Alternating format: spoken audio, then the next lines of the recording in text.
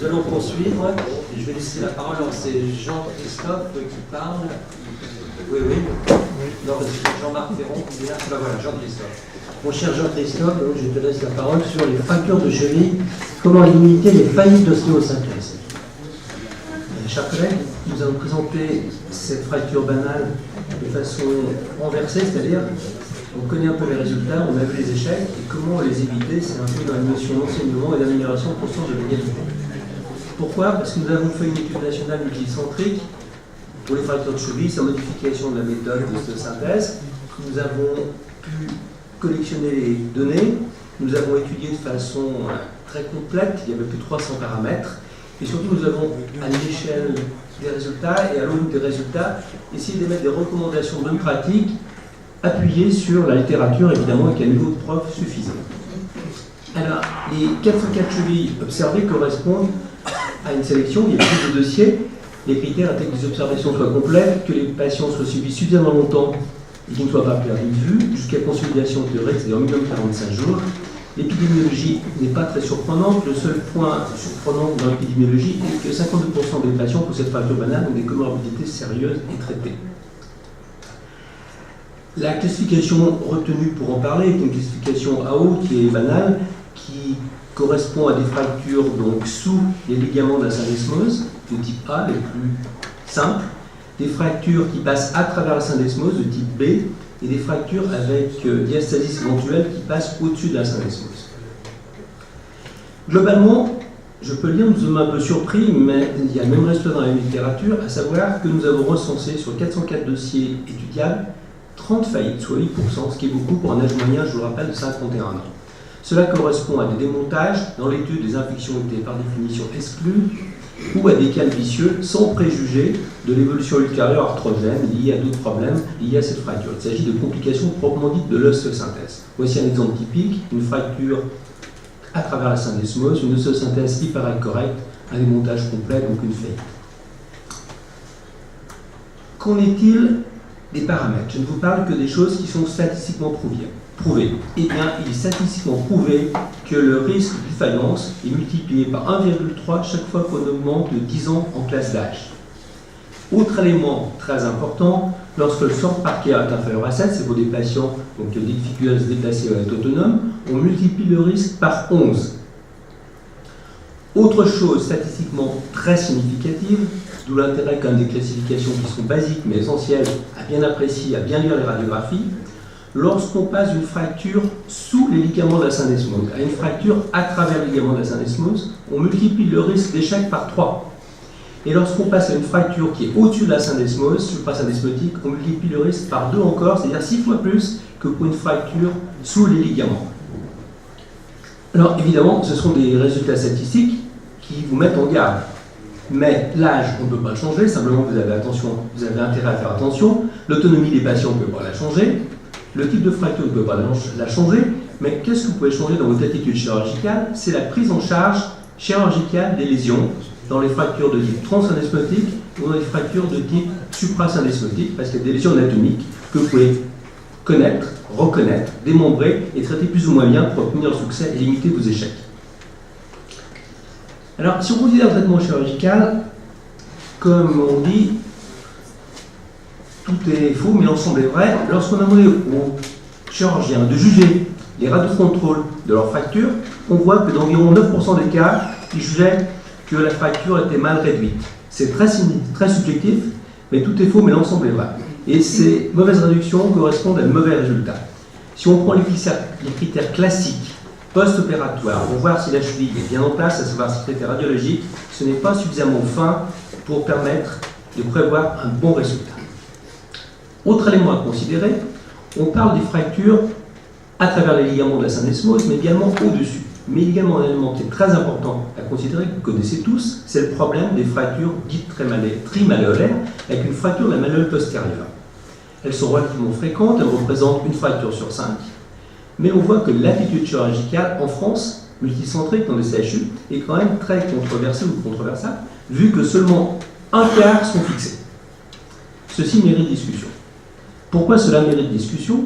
Parce que, à la revue de la littérature, il apparaît que la fixation de la malléole postérieure permet d'améliorer indirectement la fixation de la syndesmose, ça diminue le risque de pseudarthrose et globalement, ça améliore la stabilité de la cheville. Les critères classiques sont un peu bafoués et actuellement, il semble, d'après l'étude de la littérature, que dès que la fracture représente plus du quart de surface articulaire, mais encore, dès qu'il y a un décalage articulaire supérieur à 2 mm, il faille réduire cette fracture pour augmenter la stabilité de la cheville et améliorer les résultats. Alors, on peut la fixer de deux façons, mais là, il y a une controverse. Il n'y a pas de preuve dans la littérature. Faut-il la fixer directement, c'est-à-dire par en arrière, en mettant le patient à plat ventre, ou de façon indirecte, par méthode percutanée, en se servant du talus pour réduire le fragment postérieur? Il n'y a pas de consensus dans la littérature, et les résultats sont sensiblement identiques, donc on ne peut pas vous recommander la méthode de fixation. Autre problème majeur, le problème de la syndesmose et de son atteinte. Comme vous avez vu, ça péjore considérablement le résultat et ça majore énormément le risque de défaillance d'ostéosynthèse.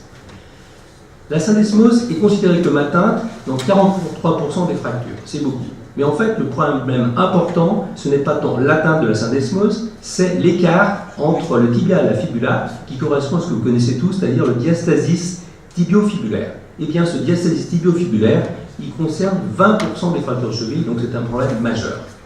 Et, comme on le voit, seulement environ les 2/3 sont fixés. Mais faut-il les fixer? Telle est la question.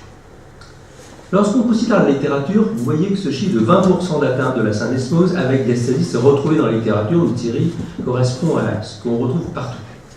Mais il est également noté dans toutes les séries publiées que lorsqu'on considère la réduction de la syndesmose, 50%, soit un malade sur deux, est mal réduit. Et cette mauvaise réduction entraîne une mauvaise couvrance articulaire, un mauvais résultat fonctionnel et à long terme une arthrose. Par ailleurs, ce défaut de réduction de la syndesmose est la première cause de reprise chirurgicale de l'ostéosynthèse. Et le principal problème accolé à cette mauvaise réduction de la syndesmose concerne une mauvaise synthèse de la fibula en premier, et non pas en premier une mauvaise fixation de la syndesmose. Quelle attitude recommandons-nous suite à nos travaux et suite à l'étude de la littérature? Il faut que la réduction péropératoire de l'articulation talocrurale soit parfaite. Cela concerne la longueur de la fibula et sa rotation. Bien évidemment, il s'agit d'atteinte de la syndesmose, donc il faut évaluer la syndesmose et la correction du diastasis, non seulement en statique, mais également en dynamique. Et il est fondamental de réaliser en péropératoire des contrôles radiographiques contralatéraux, car il existe des variations individuelles de la forme de la syndesmose. Les critères de réduction de la syndesmose sont banaux, ils ne sont pas nouveaux. Les premiers critères, il faut faire une réduction à foyer fermé, en s'aidant éventuellement d'avier, et si la syndesmose est irréductible, il faut regarder la synthèse de la fibula, voir si elle est bonne, c'est-à-dire suffisamment longue en longueur. Souvent, une mauvaise réduction de la syndesmose vient d'un défaut de longueur ou d'un trouble de rotation, ou les deux.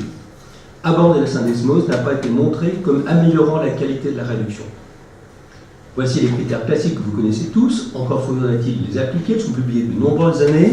Il faut non seulement considérer pour la bonne réduction la superposition de la fibula par rapport au tibia, mais également la régularité de l'interligne articulaire entre le pilon tibial et le talus, mais également sur les parties latérales, et voir qu'il n'y a pas d'angle cassé qui correspond à la ligne de Shenton au niveau de la fibula de l'articulation tibio-fibulaire. Par ailleurs, il est très important, c'est ce qui correspond au point C, au rond, que la pointe de la fibula, qui traduit sa longueur, soit en regard de l'angle du talus.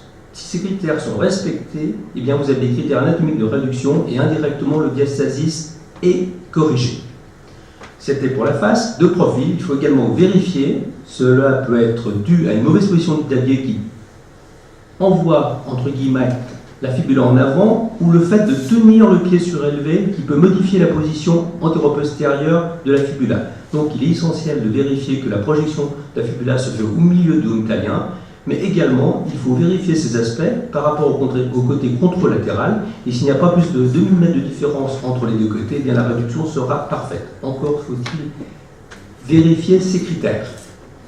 Également, j'ai parlé de l'aspect dynamique des choses qui est complémentaire. Il peut se faire de deux façons, soit un test en valgus rotation externe, soit avec un crochet qui s'assure de l'absence de mobilité de la fibula et donc de stabilité de la syndesmose. Il existe un intérêt actuel, peu employé, qui est une recommandation, c'est, en cas de doute, de réaliser un contrôle tomodensitométrique post-opératoire de la fibula et de la syndesmose. Pourquoi? Parce qu'il existe des variations morphologiques de cette articulation, et par ailleurs, la TDM permet d'en analyser les causes en cas de mauvaise réduction. Troubles de rotation, troubles de longueur, voire incarcération de corps étrangers au niveau de cette articulation. Par ailleurs, cet examen de la syndesmose en TDM doit être bilatéral car il existe des variations individuelles importantes et il faut toujours comparer par rapport au côté sain. Quant à la technique de fixation, cela a peu d'importance, il n'y a pas de preuve qu'une technique soit meilleure qu'une autre, le principal problème est la réduction. Et nous allons voir que le paradoxe est peut-être de ne pas fixer la syndesmose directement, mais de la réduire et de la fixer par l'intermédiaire des ligaments qui ont été rompus lors d'accidents. Il est évidemment important de contrôler toutes les autres fractures associées, par exemple une fracture du tubercule antérieur du tibio-chaput qui doit être corrigée car dessus s'insèrent des ligaments et que la correction de ces facteurs anatomiques permet la correction de tous les éléments de stabilité de la cheville. En somme, comment prévenir les échecs de syndesmose? Quelles sont nos recommandations? À l'aune de recommandations récentes faites dans la revue européenne de chirurgie orthopédique de l'EFORT par les équipes suisses, il apparaît qu'en moindre doute, il faille faire une tomodensitométrie, non seulement préopératoire pour apprécier la gravité dans les fractures avec diastasis, mais également post-opératoire. Et qu'actuellement, la conception serait plutôt de réduire toutes les lésions, de suturer, de réinsérer les ligaments, et si à ce moment-là la cheville est stable, il n'y a plus lieu de mettre en place des vis qui maintiennent la fibula par rapport au tibia. Donc, en pratique, de ne plus faire de syndesmose. Et évidemment de réparer toutes les lésions pour avoir une réparation complète de toutes les lésions, un peu comme c'est un peu le cas actuellement pour le poignet, etc.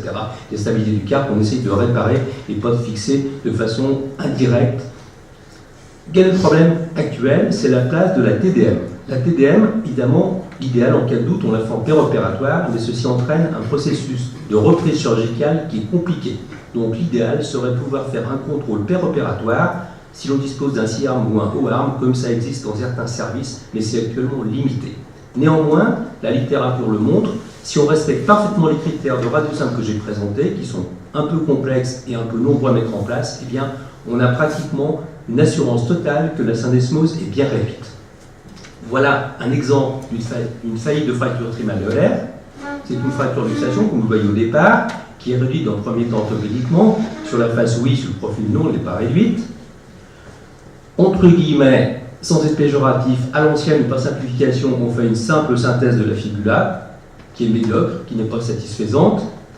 La malléole médiale n'est pas synthésée, il persiste un diastasis, et la fibula n'est peut-être pas à la bonne longueur. On réalise un contrôle, comme je vous l'ai enseigné, entre guillemets, une tomodensitométrie, 40 tics devant ces radios simples, qui montre que la fibula n'est pas en place, comme vous voyez sous ces critères, qu'il y a un trouble de rotation.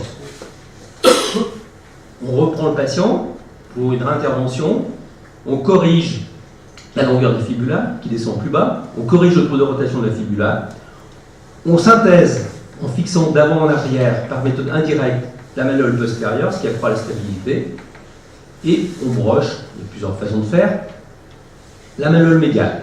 Et comme il existe une instabilité dynamique, on a mis provisoirement une vis de syndesmose complémentaire.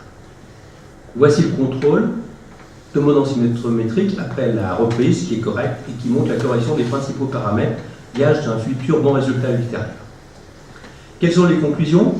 Bien évidemment, cette fracture banale, qui présente 8% d'échecs, mérite d'être améliorée dans son traitement. Il faut s'attacher prioritairement à analyser toutes les lésions anatomiques. Ce n'est pas une fracture facile, il faut tout regarder.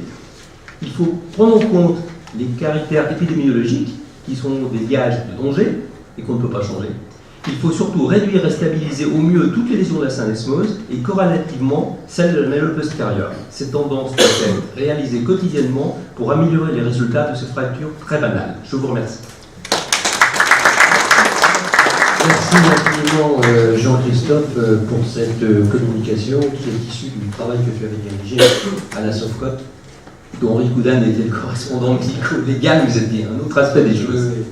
Non, mais en plus c'était une étude prospective, enfin c'est quand même intéressant, et ça permet de voir effectivement que ce que j'ai pas dit, mais c'est pour Henri Coudane, il le sait, pas en France parce qu'il y a peu de plaintes finalement, on le sait aussi, qu'en France il y a peu de plaintes par rapport aux autres pays étrangers, dans les autres pays étrangers, la cheville est la première des causes de plainte en chirurgie orthopédique. C'est une fracture banale qui touche les gens jeunes, et avec beaucoup de mauvais résultats comme vous l'avez vu. On est très surpris dans les CHU, 8% d'échecs, c'est beaucoup à mon avis. Ce n'est pas une critique, c'est une constatation. François Chalmer. Je voulais féliciter cet excellent travail et vous réglez parfaitement le problème des lésions que je dirais graves, qui sont des bulles alvéolaires.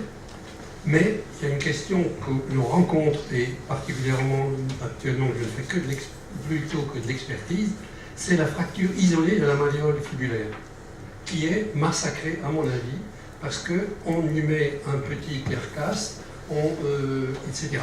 Que faut-il en penser? Parce que celles qu'on voit en expertise sont sûrement celles qui avaient des critères de gravité qui n'ont pas pris en compte, ont été pris en compte, ou faut-il laisser faire? Je parle, entre parenthèses, des urgentistes dans cette conduite.